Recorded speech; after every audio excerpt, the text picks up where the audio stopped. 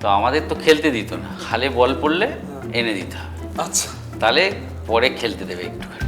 কলকাতার সঙ্গে অঙ্গাঙ্গিভাবে জড়িয়ে থাকবে কলকাতার ফুটবল। বেশি ক্রিকেট খেলতাম।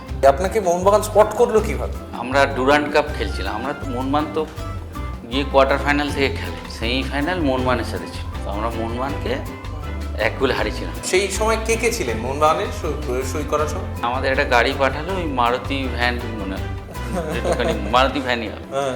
ওতে করে আমরা 6-7 জন নিয়ে গেল নিয়ে কোথায় গেল? একটা হোটেলে। আপনি কোথায় যাচ্ছেন জানতেন? না আমরা জানি জানতেন না? না।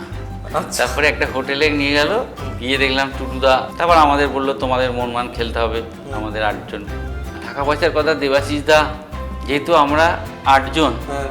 তো 8 জনের সাথে তো আর একই কথা বলতে পারবে না। তো দেবাশিস দা একটা টয়লেটের ভেতরে বসেছিল, টয়লেটে আমাদের একজন একজন করে ডাকলো। চিমাদাকে হয়তো সবাই রেগে যেত যে চিমা অ্যাগ্রেসিভ, এর ভুল, কিন্তু চিমাদা মানুষ হিসেবে খুবই ভালো ছিল। পেনাল্টি পেয়েছি, আমরা সবাই জানি চিমাদা মারবে। চিমাদা বল বসালো, বসিয়ে বলছে, আমাকে বলছে তুমি মারো। আর চিমাদা জার্সি খুলে চলে গেল ড্রেসিং রুমে, আমি গোল করে হাইস্ট করে রাখলাম। আর একটা বড় ম্যাচ হারলে আপনি আরেকটা ম্যাচ জেতার আগে অবধি ঘর মুখ দেখাতে পারবেন না।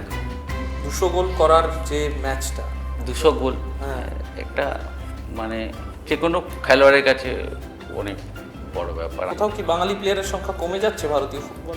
কমে গেছে তো, এই তো কালকে খালিদ ঘোষণা করেছে একটাও বাঙালি খেলোয়াড় নেই।